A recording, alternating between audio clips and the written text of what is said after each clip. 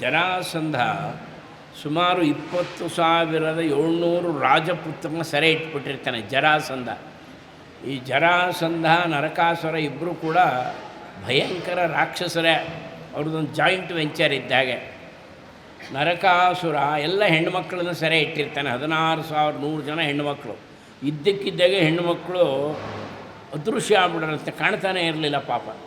ಮಾಯೆಯಿಂದ ತೊಗೊಂಡು ಹೋಗ್ಬಿಡೋನು ಅವನು ನರಕಾಸುರ.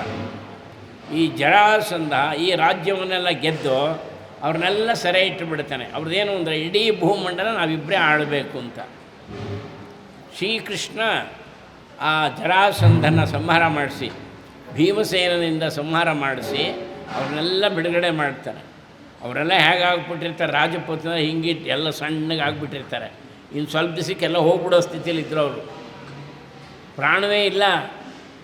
ದಿನಕ್ಕೆಲ್ಲೋ ಒಂದ್ಸಲ ಒಂದು ಹಿಡಿ ಅನ್ನ ಕೊಡೋನಂತಷ್ಟೇ ಜರಾಸಂಧ. ಕಾಲಭೈರವನಿಗೆ ಬಲಿ ಕೊಡೋಕ್ಕಿಟ್ಟಿದ್ದ. ಕಾಲಭೈರವನಿಗೆ ಬಲಿ ಕೊಡೋಕ್ಕೋಸ್ಕರ 20,700 ಜನ ರಾಜಪುತ್ರನ ಸೆರೆ ಇಟ್ಟಿದ್ದ ಜರಾಸಂಧ. ನೋಡಿ, ಶ್ರೀಕೃಷ್ಣ ಭೀಮಸೇನ ಮುಖಾಂತರ ಅವನು ಸಂಹಾರ ಮಾಡಿಸಿ ಇವ್ರನ್ನೆಲ್ಲ ಬಿಡುಗಡೆ ಮಾಡ್ತಾನೆ.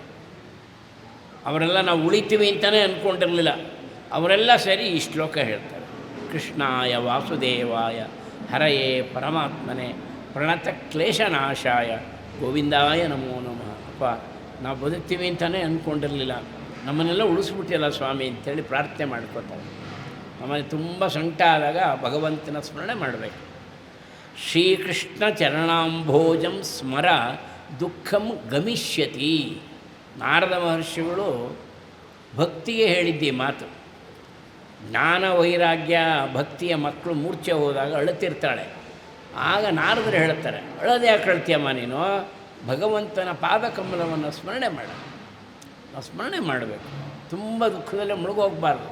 ಶ್ರೀಕೃಷ್ಣ ಚರಣಾಂಭೋಜಂ ಸ್ಮರ ದುಃಖಂ ಗಮಿಷ್ಯತಿ. ಇಲ್ಲೆಲ್ಲ ನಾವು ಬರೋದು, ಪ್ರವಚನವನ್ನು ಕೇಳೋದು, ಭಜನೆಗಳನ್ನು ಹಾಡೋದು, ಸನ್ನಿಧಾನಕ್ಕೆ ಬರೋದ್ರಲ್ಲಿ ಎಲ್ಲಿಗೆ ಬರಬೇಕದು ಅಂದರೆ ಈ ಪಕ್ವತೆ ಬರಬೇಕು.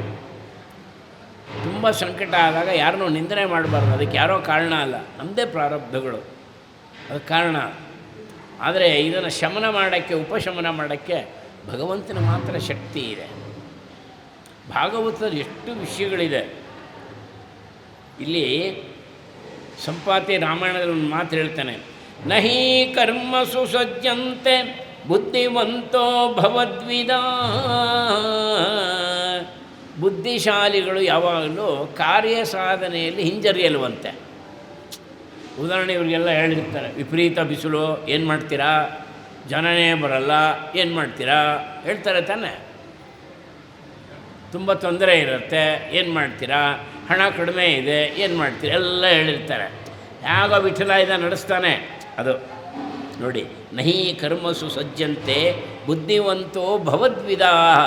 ಸತ್ಕಾರ್ಯದಲ್ಲಿ ಯಾವಾಗಲೂ ಬುದ್ಧಿವಂತರು ಹಿಂಜರಿಯಲ್ವಂತೆ. ಅವ್ರಿಗೆ ಚೆನ್ನಾಗಿ ಗೊತ್ತಿದೆ, ನಾವು ಪ್ರಯತ್ನ ಮಾಡಿದ್ರೆ ಭಗವಂತ ನಡೆಸ್ಬಿಡ್ತಾನೆ. ನಡೆಸೋನು ಅವನೇ, ನಾವಲ್ಲ, ನಾವು ನಿಮಿತ್ತ ಅಷ್ಟೇ. ಭಗವಂತ ನಡೆಸ್ತಾನೆ. ನಮಗೆ ಗಂಡನ ಕೊಟ್ಟಿದ್ದು ಅವನೇ, ಈ ಸಂಸಾರ ಕರ್ಕೊಂಬಂದಿದ್ದು ಅವನೇ, ಮಕ್ಕಳನ್ನ ಕೊಟ್ಟಿದ್ದು ಅವನೇ, ಸಂಪತ್ತೆಲ್ಲ ಕೊಟ್ಟಿದ್ದು ಅವನೇ, ಆರೋಗ್ಯ ಕೊಟ್ಟಿರೋದು ಅವನೇ ಅಲ್ವೇ. ನಾವು ಅಲ್ಪ ಮಟ್ಟಿಗೆ ಚಿಂತನೆ ಅಷ್ಟೇ ನಮ್ಮದು. ಎಲ್ಲವೂ ನಡೆಸ್ತಾನೆ. ಬಂದದ್ದೆಲ್ಲ ಬರಲಿ ಗೋವಿಂದನ ದಯೆ ಇರಲಿ. ಪುರಂದಾಸರು ಅದಕ್ಕೆ ಆ ಮಾತು ಕೊಟ್ಬಿಟ್ರು ನಮಗೆ. ಅದಕ್ಕೆ ಯಾವಾಗಲೂ ನಮ್ಮ ನಿಜವಾದ ಲಾಭ ಜೀವನದಲ್ಲಿ ಅಂದರೆ ನ ಧರ್ಮಾತ್ ಪರಮೋ ಲಾಭ. ಧರ್ಮಕ್ಕಿಂತ ಪುಣ್ಯಕ್ಕಿಂತ ದೊಡ್ಡ ಲಾಭನೇ ಯಾವುದೂ ಇಲ್ಲ. ಇದೆಲ್ಲ ದೊಡ್ಡ ದೊಡ್ಡ ಯಜ್ಞಗಳಿದ್ದಾಗೆ. ಧರ್ಮ ಏಕೋ ಅನುಗಚ್ಚತಿ.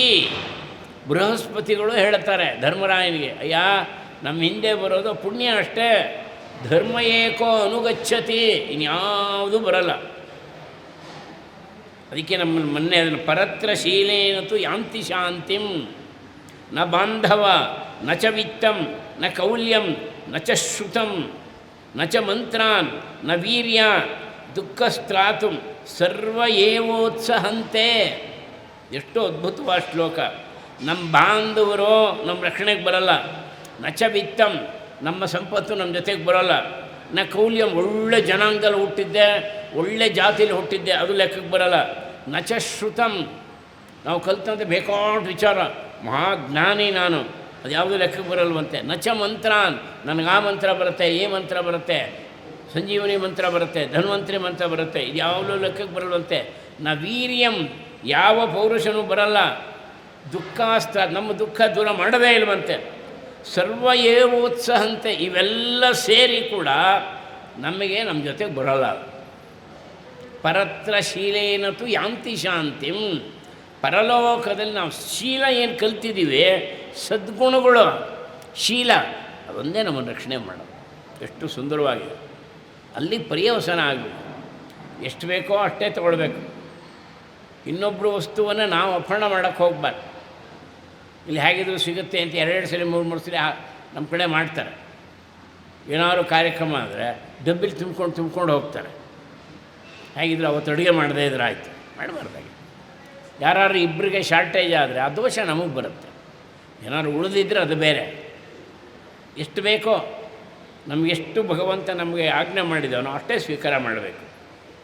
ಭಾಗವತದ ವೈಭವ ಭಗವಂತ ಹೇಳ್ತಾನೆ, ಯತ್ರ ಯತ್ರ ಭವೇತ್ ಪುಣ್ಯಂ ಶಾಸ್ತ್ರಂ ಭಾಗವತಂ ಕಲೌ ತತ್ರ ತತ್ರ ನಿದೈವಾಹಂ ಭವಾಮಿತಿ ದಶೈಸಃ.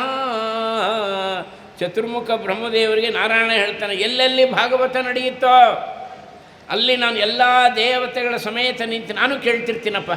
ಅದಕ್ಕೆ ಭಾಗವತ ವಿಶೇಷ ಸನ್ನಿಧಾನ ಇರುತ್ತೆ ನೋಡಿ.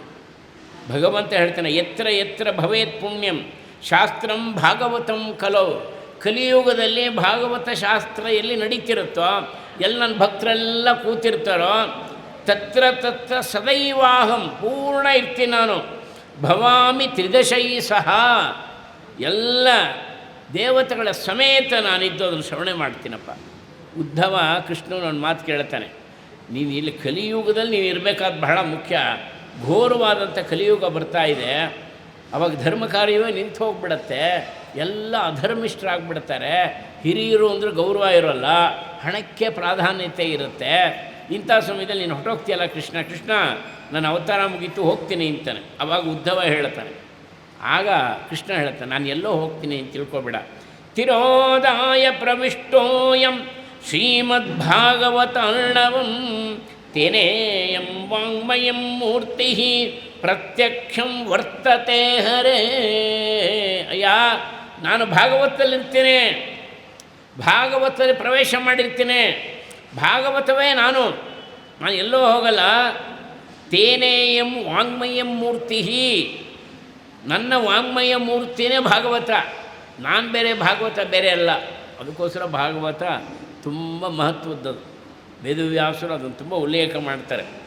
ಈ ಭಾಗವತ ಕೇಳ್ತಾ ಇರೋ ಯಾರು, ಇದು ಸಪ್ತಾಹ ನಡೀತಿರೋದ್ರಲ್ಲಿ ಇವತ್ತು ಒಂದು ಬಹಳ ವಿಶಿಷ್ಟವಾದಂಥ ಅಂಬರೀಷ ವ್ಯಾಖ್ಯಾನ. ಆ ಭಕ್ತಿಗೆ ಎಷ್ಟು ಪ್ರಾಧಾನ್ಯತೆ ಕೊಡ್ತಾನೆ ಭಗವಂತ ಅನ್ನೋ ಘಟನೆ ಇಲ್ಲಿ ಕೇಳೋಣ.